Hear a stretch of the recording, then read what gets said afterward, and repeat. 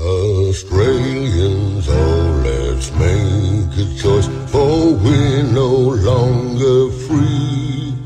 Our government has let us down and failed our own country. The great Australian dream is for the lucky few, but Aussies know what it really means to be true blue. Lest we forget what's a fair go and make Australia fair. South, we just want to live and grow. Advance Australia fair.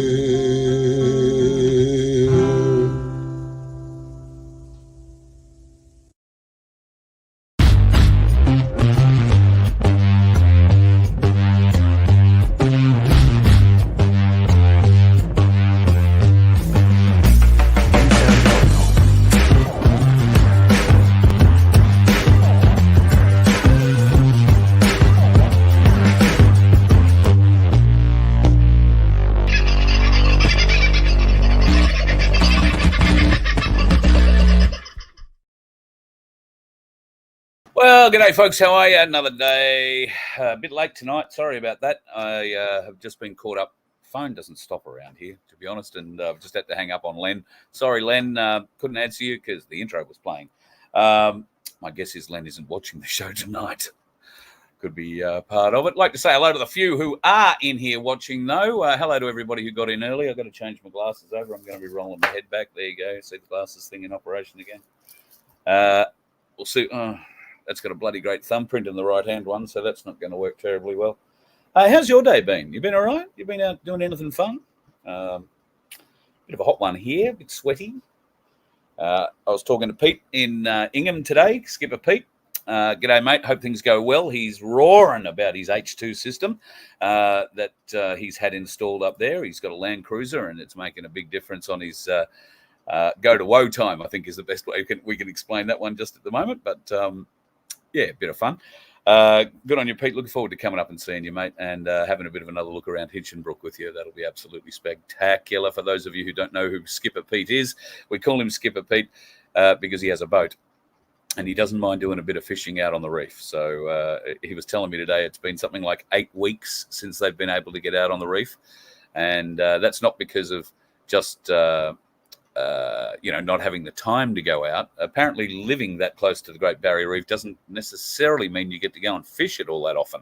And they do go out a fair way, certainly well past the 12-mile limit.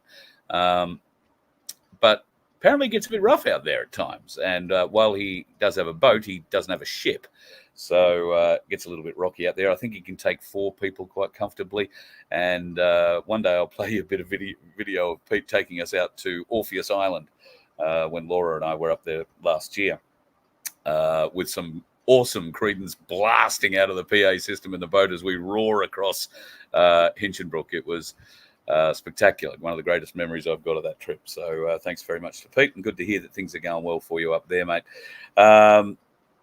Aussie Sue, hope you're doing well, darling. I know that you were out for a day or 3, but looks like you're back into it. Yes, we did hear about the Supreme Court case, and I'm going to talk a little further about that tonight. The government is starting to use some weasel words in there about that already, which is a tad unfortunate, but not what we would call unexpected, really. Is that what you're thinking? So I'm trying to get back up the top here and see. I think Baz was first in tonight. Were you first in, Baz? Congratulations, well done. You and Macca about 60 seconds apart, or it could have been a 15th. Margot, Brett, I've said hi to Aussie Sue. Macca's in. Veronique, lovely to see you. Maria, oh God, look, you all know that. Dave O's back in town. Tim, nice to see you in, mate. And hello to everybody else. I will try and scream down. I'll just have a look on a couple of the other chats. Cairns News are chatting tonight. If you want to go and have a bit of a chat in the Cairns News chat, there's something going on there. And on my Rumble channel, the Voice of Freedom Rumble channel, hello to Albatross and Sonic Mum and Greenie and a few others who are piling their way in the background there. So nice to see you folks joining in on Rumble too. Remember, if you're watching this on one of the YouTube channels, there may only be one YouTube channel left. Make sure you get over to Rumble, Voice of Freedom at Rumble, and join there if you can. Now, you do need an email address if you want to join and you want to like and you want to do that sort of thing. It doesn't charge you and you don't get spammed through it, okay? It's just a recognition thing so that you can log in and they can say, yes, somebody has watched you or voted for you or thumbed up you or put their thumb, you know where. So, yeah, all of those fun things. Speaking of fun things, today, the postman came again. Now, the first thing that the postman bought me today was this. This is the King James V Bible from Black Sheep. Turned up today. Now, I can't thank you enough, my dear friend, for sending this to me. That's really what you're looking for, folks. You want to see the Old and the New Testament side by side, if you can. And this is Cambridge printed, the Cambridge Press. It's the kind of thing you look for. And you would not necessarily, we were talking about copyright dates, and I probably wasn't too clear on copyright dates when we were talking about those a while back. If you've got a copyright on your Bible, then its source material had to be changed 30% to get a copyright on. There is no copyright on this. And why is that? Well, you can't change the word of God, and you can't copyright the word of God. And that is what makes this Bible pretty special in a lot of people's minds. Now, I'm just a junior in learning about particularly the spiritual side of all of this and those aspects of it. Black Sheep collects these sorts of things, but he collects them not just in English, he collects them in all sorts of different languages. And the difference between he and I, as I pointed out to him in a text today, before the postman had turned up, is that I'm lucky to have read one of God's books. Black Sheep has read many of them and remembers them.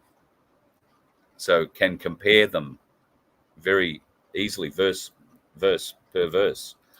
I shouldn't have said that. That sounded a bit funny or a bit sick, but you know what I mean. So thank you, my dear friend.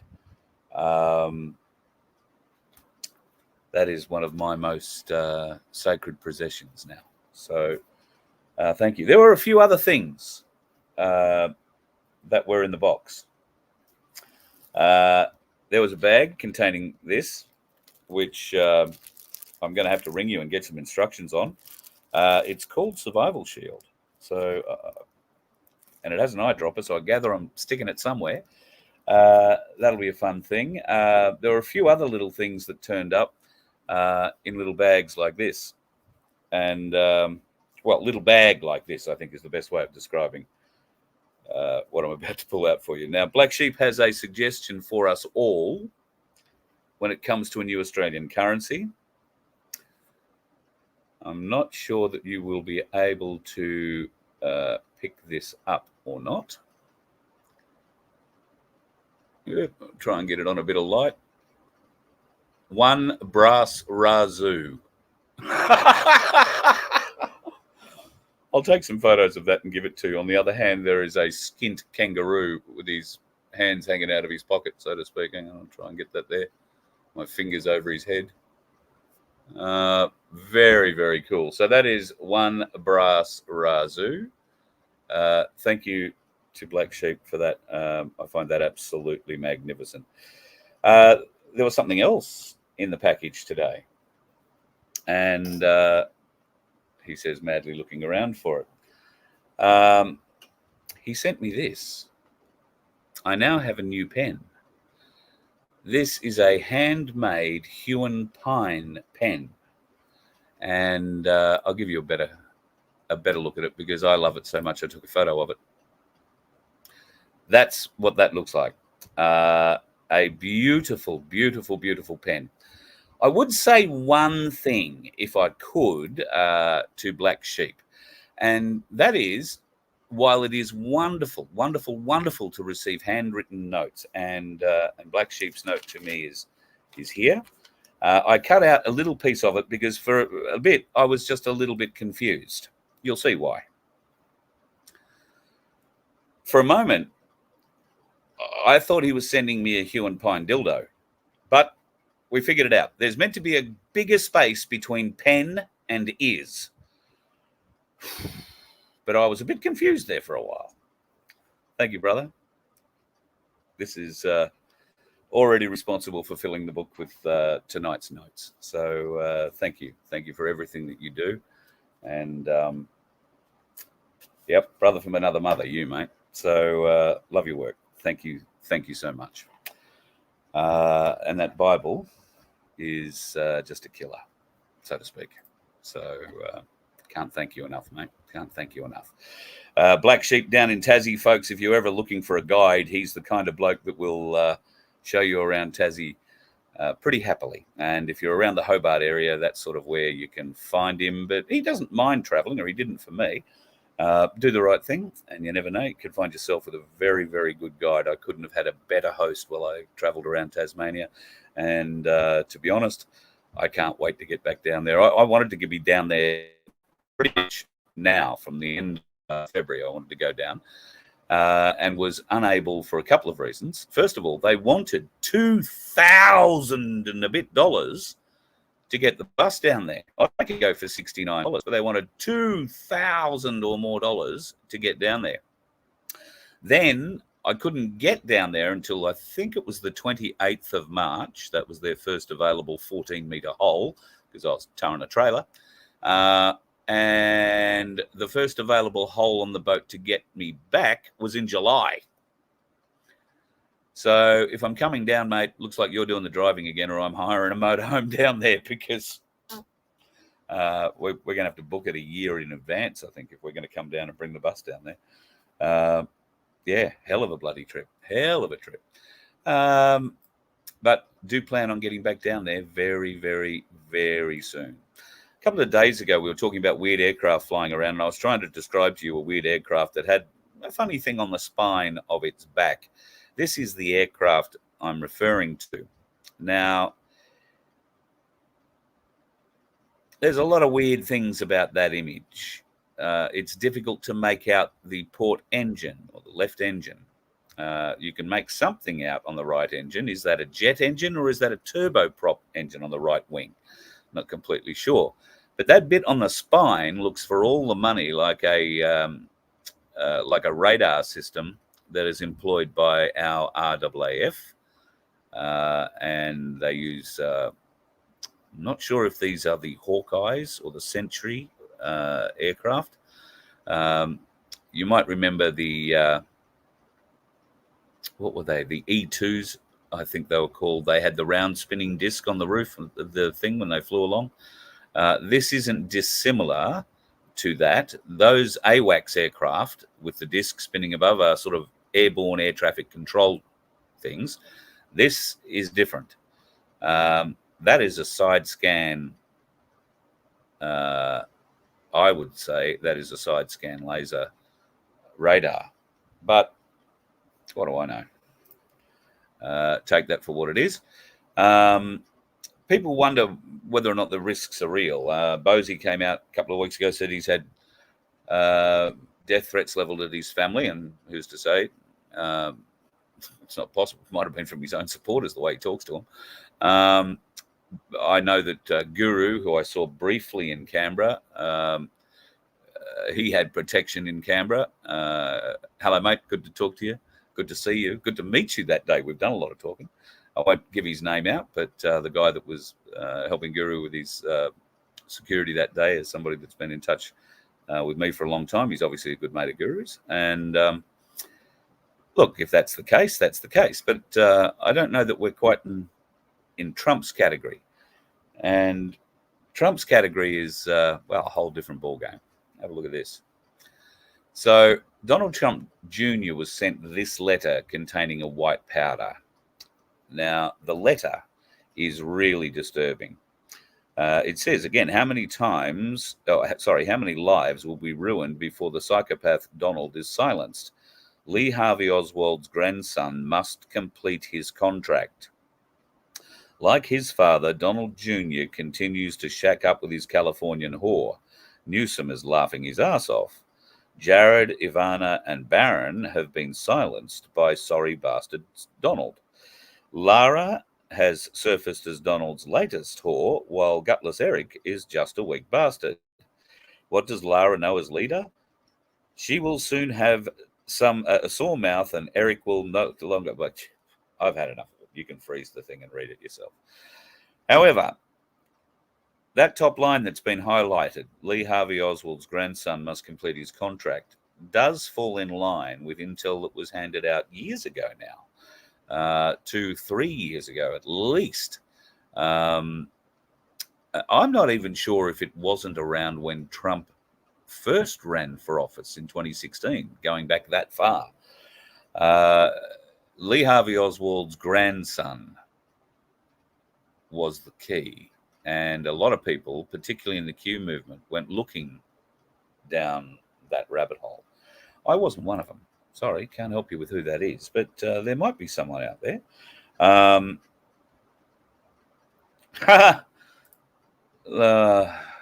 Has Ricardo found a new place yet? For those wondering, I did have, I don't know if I showed it. Maybe I don't. There is an ad up. Ricardo apparently needs to find somewhere new to live. I did have it. Maybe I bumped it for something that was more important. Oh, no, there it is. Here is the ad. So I did take out the names, but Ricardo is apparently looking for a new place to live. He had a week to move out. That was about 3 days ago. I think I saw this and kept it, and I've sort of had it sitting here for that long. So my apologies, but somebody's already thrown up an idea of living on 5 acres. I'm not sure that they have a 15-bedroom house or whatever is required, but if you can help the Boseys, then reach out. I guess you can only assume that they'll contact you back because there's been no guarantees with anything else. All right, what else did I have to show you? This is an interesting one. The Dow Jones. Now, the Dow Jones, this is down 102 points. So I think this was yesterday's figure. I think it's down further today. Now, it was also interesting to note that the Dow Jones went down as Bitcoin went through the roof. Now, why did Bitcoin go through the roof? Well, BlackRock bought into Bitcoin in a huge way. That meant that other big investors bought into Bitcoin in a huge way. And that is why Bitcoin tonight sits at, I think, the highest it has ever been, over $86,000 a coin. Now, we've had a whole heap of stuff told to us about Bitcoin, that it's going to disappear, that it's a child trafficking coin, a black market coin, if you will, that they can trade for child sex, for adrenochrome, for anything, human slave, the whole deal. And we were led to believe that this was all going to be taken out. Now, BlackRock have bought into Bitcoin. Take from that what you will. However, I did have a conversation yesterday with the boys at Ainsley Bullion. Now, we talked a bit about crypto, and Paul, who former managing director of Ainsley and now 2IC, I think, brought up a very interesting point. He said, do as the big investors do, not as they say. So if you look at the markets, at the moment the interest rates are high. Gold and silver, precious metals, should be low. Well, we know silver is low. It's being artificially kept low. But gold, well, gold is probably a bit higher than it should be, given that we have such high interest rates. Normally, high interest rates, lower gold price. Higher gold price, lower interest rates. That's generally how they work. At the moment, they're both at that top end with a high interest rate and a pretty high gold price. So keep watching. Keep watching that gold price. And as we said a couple of weeks back now, if it falls below $3,000, start buying. Because I think $3,000 an ounce, because I think that's, as Paul said, probably going to be a pretty good trigger point. The market is doing things that it shouldn't be doing. And we're all hearing noise about CBDCs, digital currency coming our way. But what are the big investors doing? What are the big countries doing? They're buying precious metals, putting them in their hand, making sure they get them to their lands. They're not buying them nominally on paper. They are buying the hard product and shipping it home. That says a lot about what's going on in the world at the moment. It says that there is absolutely no faith in the US dollar. And what little faith, I suppose, there is still left in it is fading and fading fast. When that goes, the crash will be significant. If you're still in super, in big super by that stage, and you haven't changed over to a self-managed super fund, you might find you lose it. I'm not being dramatic. Just look at the last big crashes and what happened to super. I remember the one in 1988, big crash. Well, the recession we had to have. That was probably in the 90s with Keating. My parents' super took a huge hit. That took another huge hit in the early 2000s with the last big financial crash in 2008. And I remember them being really significantly worried about it. And me being so full of myself and so distracted in life and partying, didn't really take on the significance of what that meant to them, much to my embarrassment. I only thought it mattered if you wanted to sell your shares. And it does only matter if there's a huge stock market crash. It only matters if you sell your shares. If your shares are part of a big group that's part of an automated system that sells when the price hits a certain thing, you are going to lose. It's that simple. But if you hang on to your shares, well, the price will go down, but the price usually comes back up again. You've just got to wait. But if you're a self-funded retiree and the only way to get money is to sell shares, well, then yes, it makes a very significant impact in your living wage. So how do you safeguard against that? Well, you put your living wage in a safe or bury it in the ground on your property, somewhere where you can put your hands on it. And if you don't trust yourself burying it somewhere on your property or keeping it safe, there are plenty of places where you can take it and keep it safe. And in fact, yesterday I was talking once again with Paul and Mike from I've had a few people ask me about the vault and whether vaulting is a good or a bad idea. Vaulting is something that only you can make your mind up about. Now, I will give you an example of if. All right, this is a hypothetical because I'm going to say this is the story I'm going to tell you is based on me if I had X amount of gold or silver, right? What would I do with it? You know that I ordinarily would say to you, hang on to it, keep it close, and that's what I say. But you have to understand, from my perspective, hanging on to it and keeping it close means keeping half a dozen of those bags safe, or one of those, which isn't full, just has 2 or 3 things sideways in it, right? Now, that's what I have to keep safe. I don't have a pile. I know a mate who has 600 kilos of silver. What the bloody hell? I haven't asked him where he keeps it or how. I feel that's quite rude. But what do you do with it? Well, you can put a lot of it in a vault. All right, what happens if the power goes off, the world goes down, and nobody is at the vault? You can't get into the vault. All right, well, here's my hypothetical story. If I had super, and let's say I had, let's be generous and say I had $250,000 worth of super. And I took it out of big super and I bought precious metals with it. What would I buy? I'd probably buy $100,000 worth of gold and $150,000 worth of silver. What would I do with it? Well, I would keep some of it in something that I could keep secure.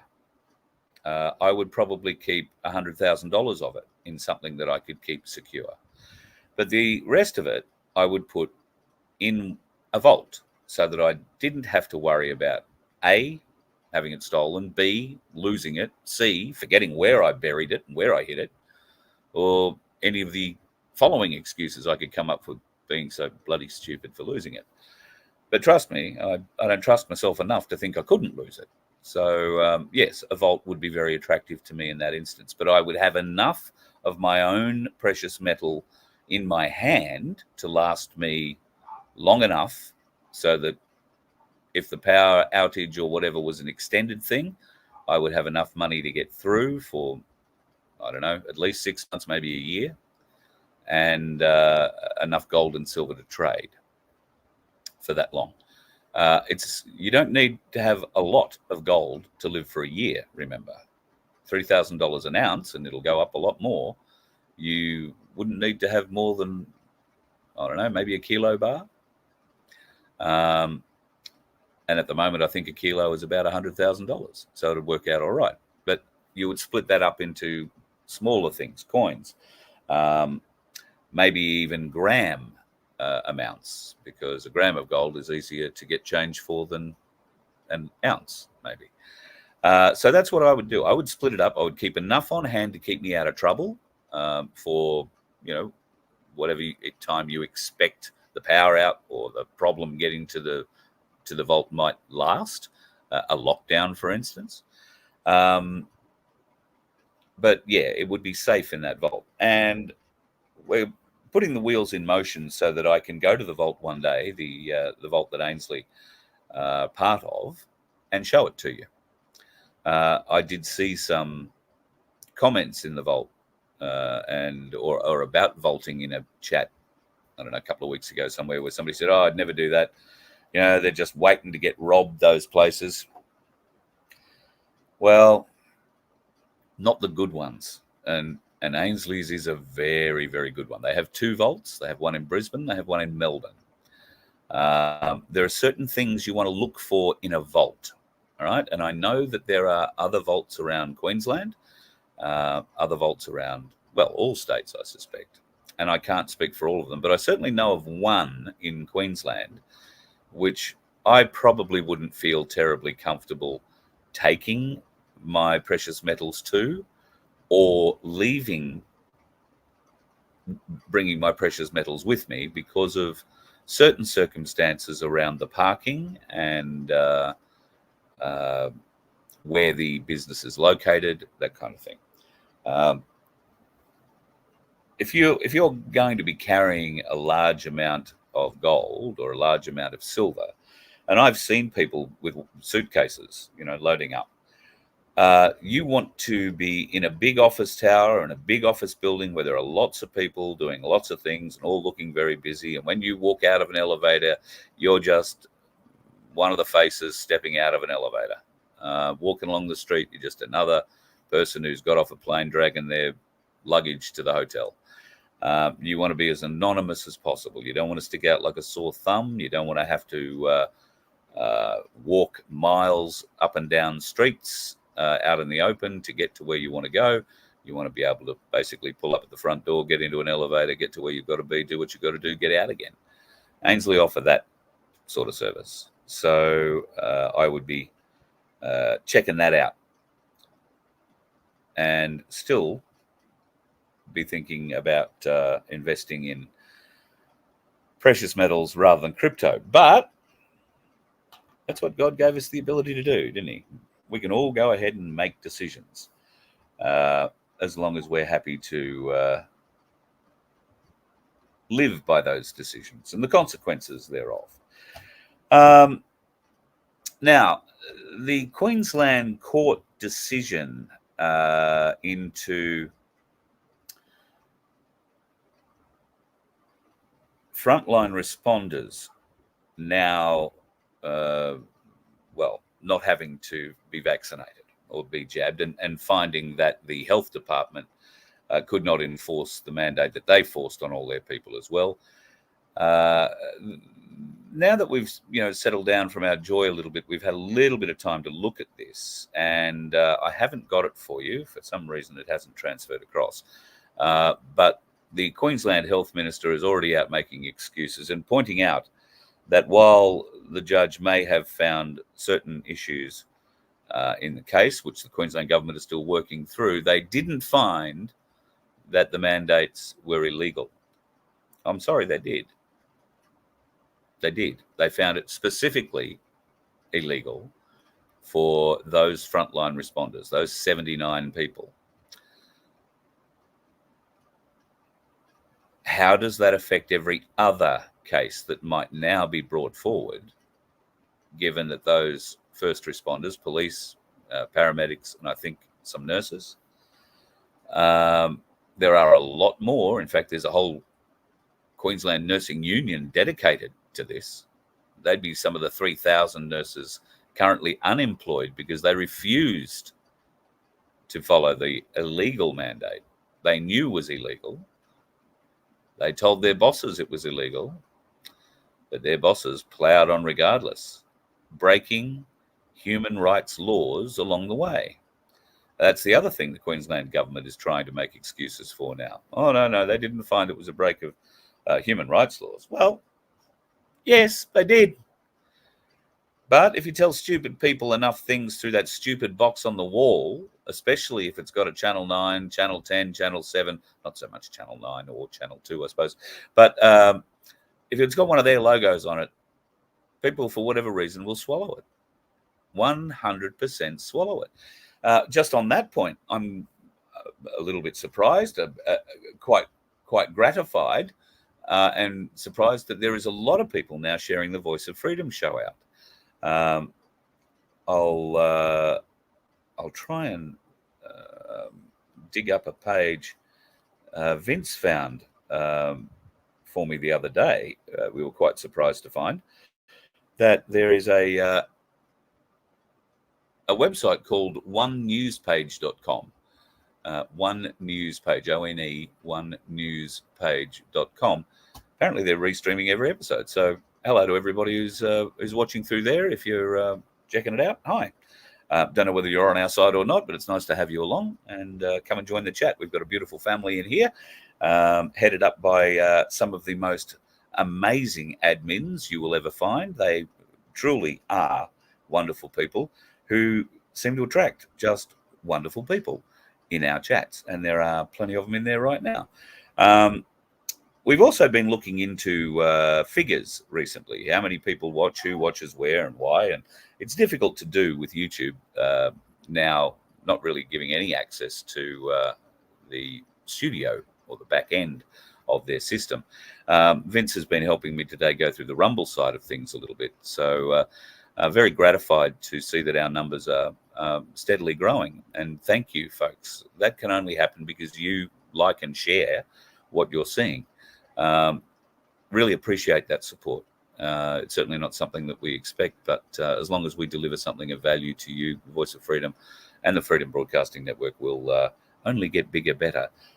It is my hope, and certainly my guiding principle in all of this. Got a few other bits and pieces to talk to. Oh, I did raise a few. I did raise a few interesting hackles about the British royal family and the death of the king. Have a look at this. Now, this is pretty interesting, and as you can see, fairly rare. This is the colours. You know, the whole trooping of the colours? Well, they're the colours underneath that black, well, whatever you call it, weather shield. Interesting that the colours were walked along the Mall, and disappeared inside Buckingham Palace after, that's where they pulled up to there at the gates. The one white horse. White horses are only used when royalty is involved, when, more particularly, the monarch is involved. Why were the colours walked back up the Mall with the royal horse, and that horseman was carrying something at Port Arms? which I've looked at many, many times, and I can't actually make out. It looks like it is another flag, possibly. All right, so somebody died. Well, a bit weird. It just seemed to happen on the same day that Jacob Rothschild died. All right. How does that work? Watch this. Royal since 1840. Explain that. Flat lie royal means illegitimate, not allowed on the throne. So, from the Battle of Waterloo, the British royal family lost all their money, and they've been funded by the Rothschilds in exchange for breeding rights. So the Rothschilds had the breeding rights to the British royal family from 1819 to 2019. So what was the purpose of the Rothschilds needing this? The British royal family were virtually bankrupt from 1815. So the Rothschilds funded the British royal family in exchange for the Rothschilds breeding the royals. So the whole British royal family are Rothschild Batards, and Batard is the royal name for bastard. So what I did in my legal documents is I exposed King George V of England as being sired by Tsar Alexander III of Russia, and I exposed Queen Elizabeth II as sired by artificial insemination by Winston Churchill, who was actually the illegitimate son of King Edward VII. Hang on. I know, it gets too much, so I'll show you a chart. Okay. So you've got it all laid out for us to see? Absolutely. Greg has produced a chart showing a surprisingly different narrative of the royal lineage we've all become accustomed to. So these legal documents that you've registered and given to the British royal family, you've also sent copy of these to various other world leaders? America, Russia, Israel, England, plus And the Pope and the Archbishop of Canterbury. And nobody contested these documents? Well, they've accepted them all by passive acquiescence and cognitive avoidance, and they've put an estoppel in action on them, which means to stop due to the action, which is an admission. So the whole world has been acting on my documents, including the British royal family. They've acquiesced to my documents by removing their emblem off the Buckingham Palace gates and by doing a Rex Abscondus, and the Queen has gone into hiding in Windsor Castle for the purpose of supposedly the coronavirus. But the coronavirus actually means we crown him in Latin, right? The whole world's closed down for Lent, the Pope's abdicated, the Queen's abdicated, and I've been named in movies, I've named myself in the documents with these titles, given the reasons and the history of why I have these titles, and it's been accepted. So I'm now getting phone calls from and interviews with American generals accepting me and putting me in play.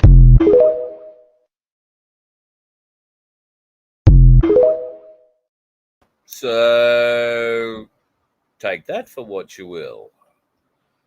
There has been much talk about the Rothschilds and the Windsor families over, well, the whole time I've been doing this show. I've never been able to trace it, and I am looking forward to trying to dig out that lineage, that family tree that he's put together. I think it would be absolutely amazing to have a nice close look at that. Interesting things are happening in Ukraine. Russia isn't going anywhere. You might have realized that they're just going to keep blowing things up until there's nothing left to blow up over there, or until Vladimir Zelensky and his like from NATO decide they're really going to step up and try and lay a punch on Russia. That will take NATO to do that. Well, there's all sorts of crazy going on in the world at the moment, all sorts of crazy. Mostly being funded by illegitimate governments like our Australian one that is sending over millions, hundreds of millions of dollars in aid and in military equipment. And here's where it's going.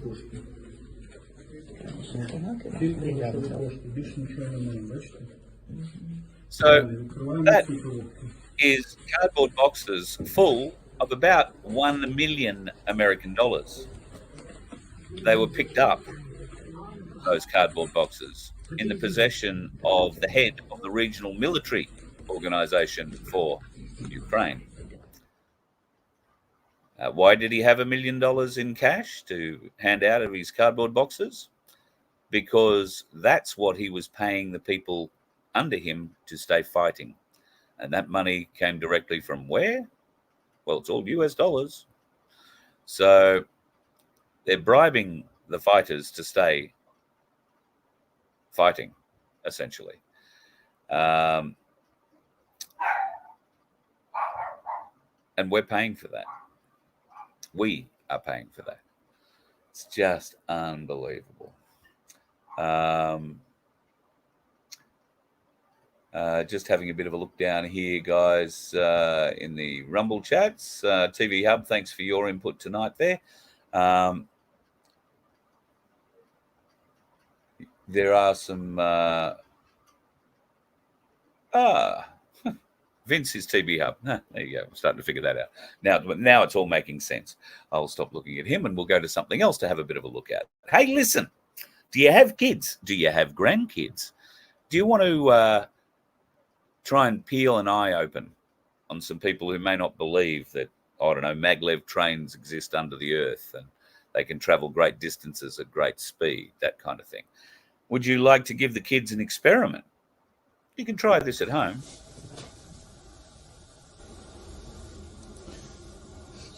So, a couple of batteries, or a battery, a couple of magnets, and a bit of copper wire. Magnets at both ends of the batteries. Shove it in the hole. Bugger me.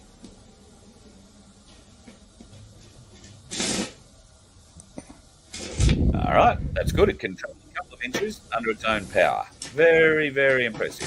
Oh, all right, let's see if we can go that far. Bloody hell. That's with one, how much of a volt battery?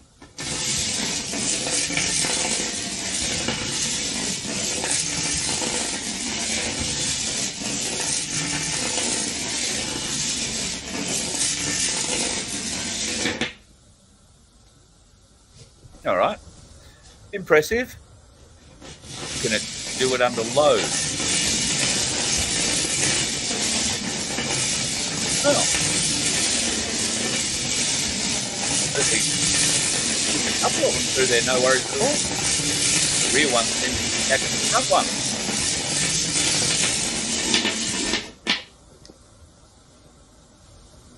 one. All right.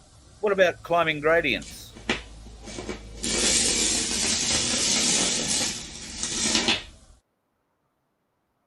I think the only reason that thing slowed down going over the hump is that the battery ran into the kink at the other end. That's how a maglev train works, folks. How easy is that? Okay, probably cost you $300 in copper wire, but it'll be a fun experiment for you and the grandkids to do, won't it? I think it'd be bloody interesting. Or you could do what the Belgian farmers are doing.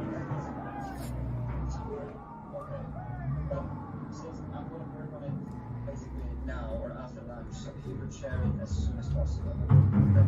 Yeah. Thanks.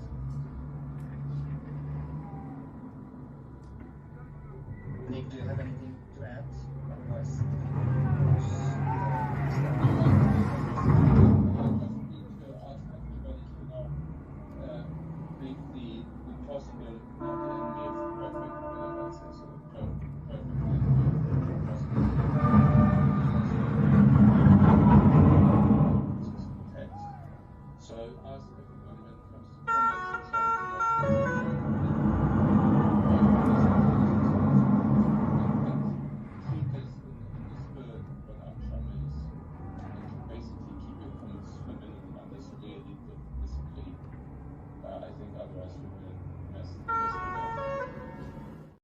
many videos that are out, been coming out over the weekend and the last couple of days. They are not mucking around. They're really giving it to the government, which is great. Of course, Belgium is, about the size of Dunkley. So it's pretty easy for all the farmers to turn up. It's not so easy for our Australian farmers to do that. But it would be nice if we could get something going, wouldn't it? We are going to have to stand up. John's calling for the national strike. If you've signed the petition, great. Are you going to participate in the strike? Yep, you're going to take the day off, not do anything, not pay any bills that day, not do anything. That's great. What are you going to do the next day and the next day and the next day? If you are going to do this, it requires all of us not to do the things you automatically might do. That means going to your bank and consciously making the decision to turn off those automatic payments that get taken out. Are you prepared to do that? Are you going to stop paying your mortgage? Are you going to stop paying for your car? Are you going to stop paying fines? Are you going to stop paying the rates? Are you prepared for what will come after that? Do you even know what will come after that?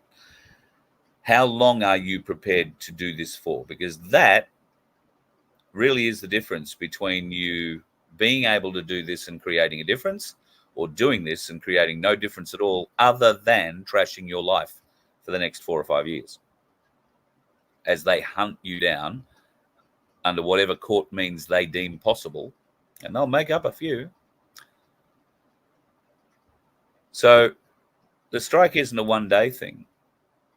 The strike is a commitment until this ends, until the tyranny ends, until the Governor General sacks the government and appoints an administrator before we can hold new elections. That's the demand.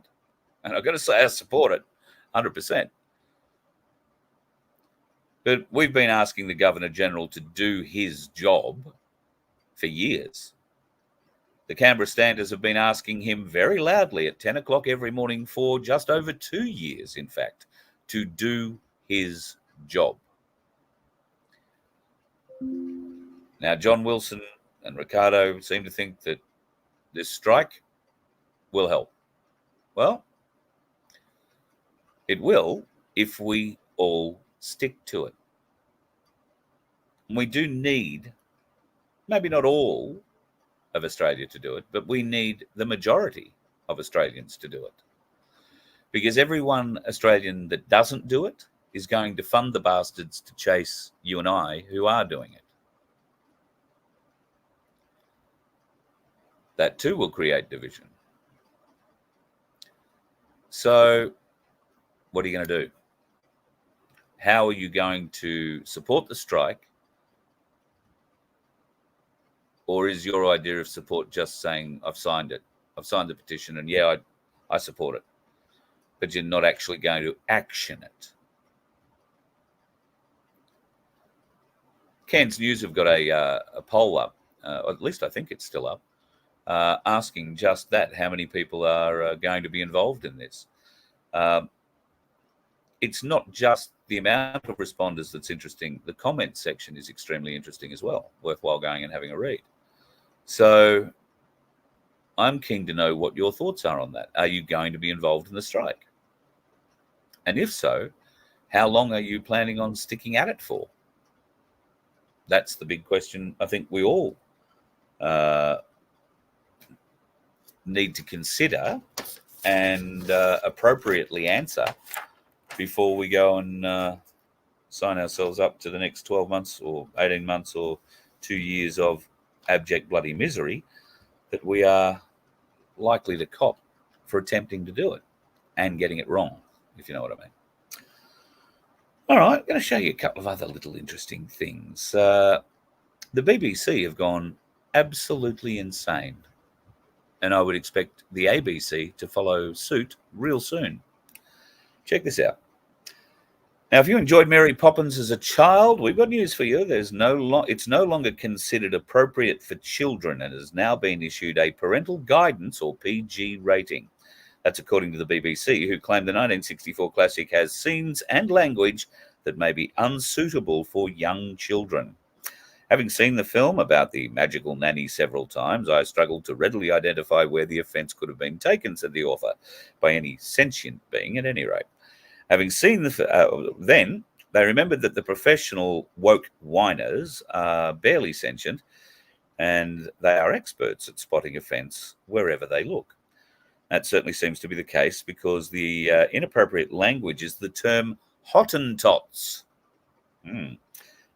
I had no idea what a Hottentot was. I just thought it was made up for the film like the author. But no, apparently that ain't the case.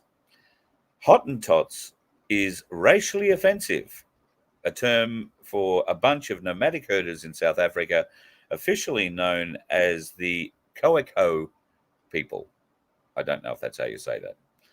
Of course, that's not all that warrants the outrage. Of course, there's more. There's a scene where there are chimney sweeps in the scene. This is the scene.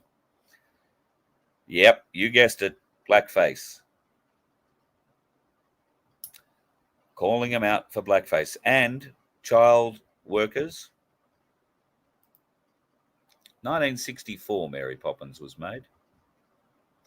1964. Managed to get all the way to now.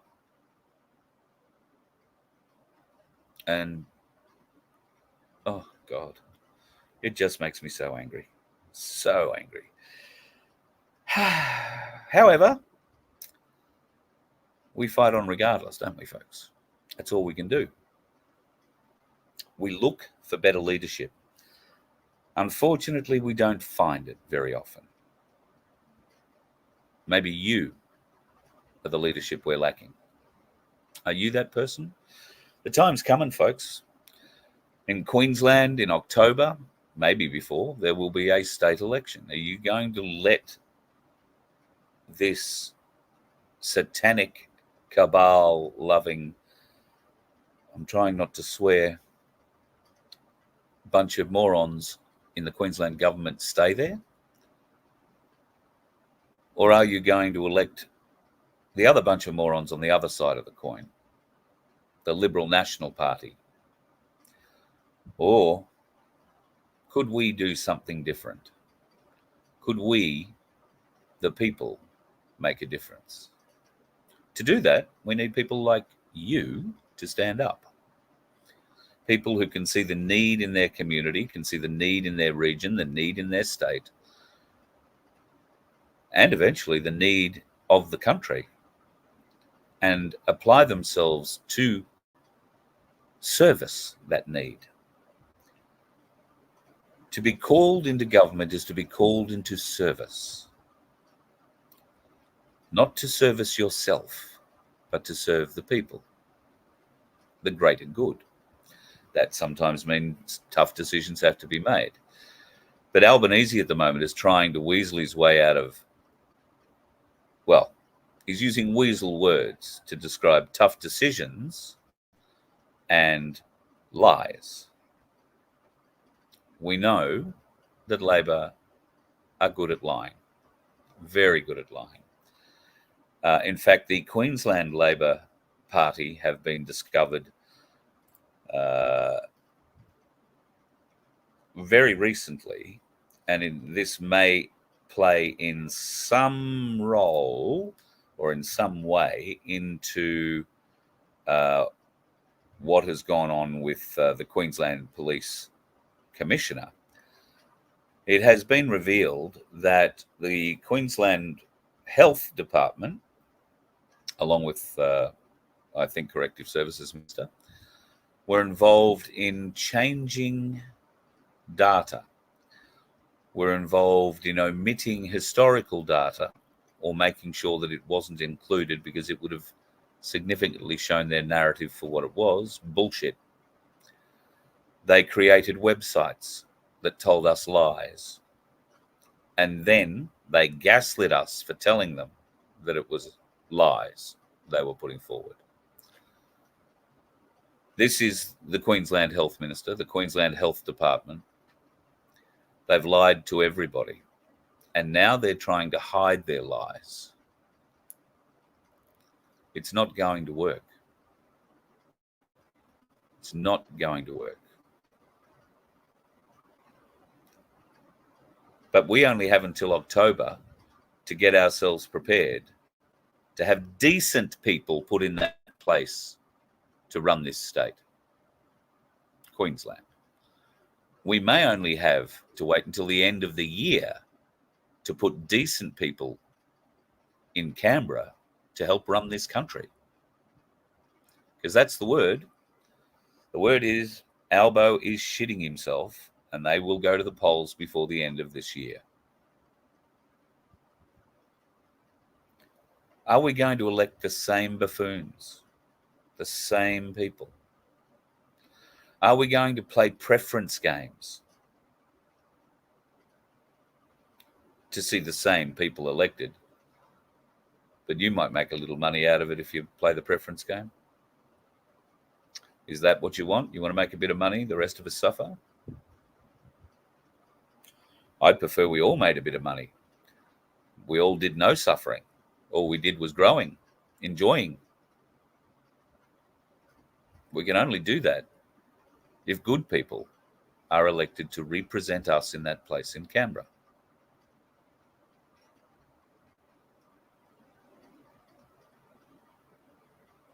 Will you do it? Will you help? Do you know someone that you trust in your area to encourage to step up?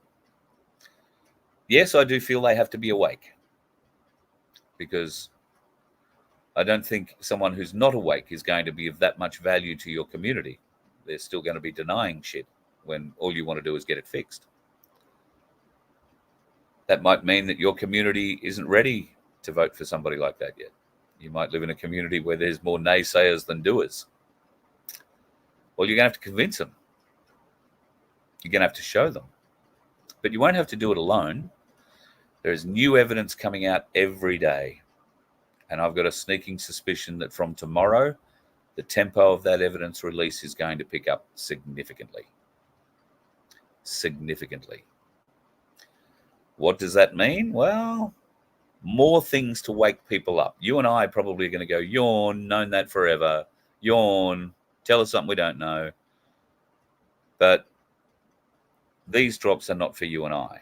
These drops are for those who've still got their eyes wide closed. And everybody I'm talking to recently is saying how new conversations are starting with normies who are starting to wake up, who are starting to say, oh, that's a bit weird, and they're asking questions. Could the pendulum be swinging back our way? I think so. We need to take advantage of that momentum. We need to take advantage of that momentum to a point where we take the parliament. We rise to the top of the hill, and then we rip the top off the bastard and lay all the secrets bare. That's the plan. Can't do it by myself. Can't do it with a little group gathered around me, although Vince would be willing. So would Cass. She's a warrior. Are you prepared to stand up? We have to do something. Otherwise, the numpties are going to get re-elected, folks. And I don't know about you, but I don't think there are enough roads for us to travel to have enough time to make sure that we get enough of the dickheads nailed. They are problematic. They have mainstream media. They have all these great little things to help them along. Well, we're trying to fix that. We're trying to build FBN into something that you can trust.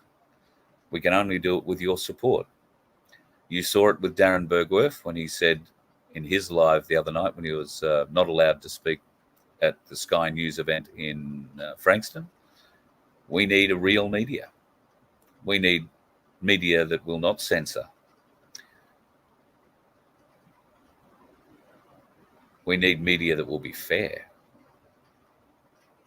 So if you feel that that's something you could support, then we need your help.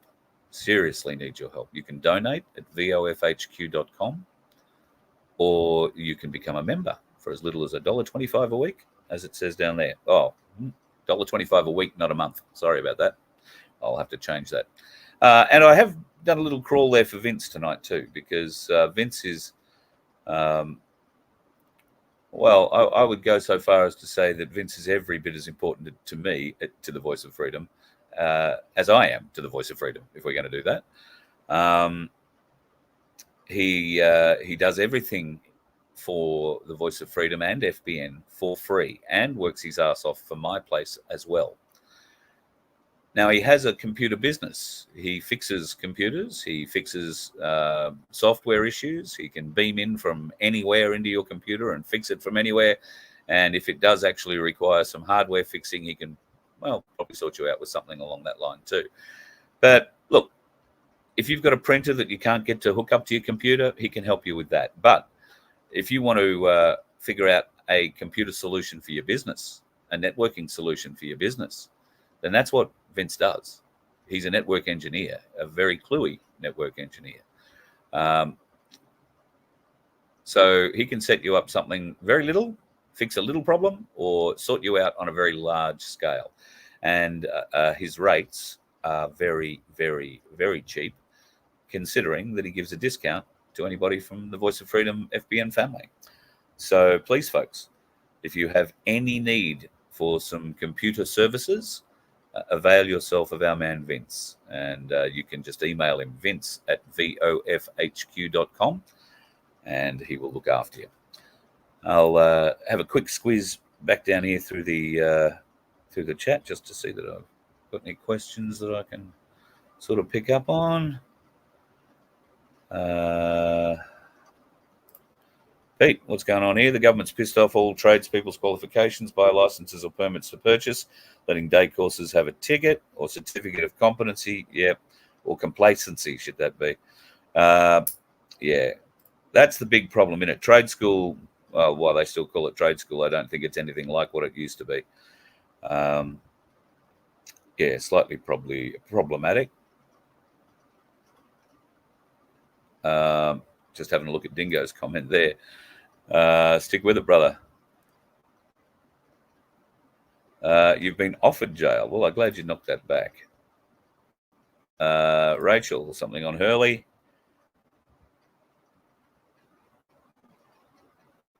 Well, the funny thing about Governor Generals are,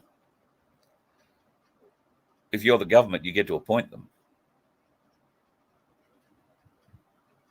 I would say, unlike Bosie, I wouldn't appoint Guru as the Governor General. I'll put my hand up for that now. I'm not having a go at Guru. Don't see him as the Governor General. Just my take on it, you know. But I'm sure there are plenty of good people that we could put in that role who would take the role seriously, who would be responsible to the people for it, not to the bastard government that gave them the role.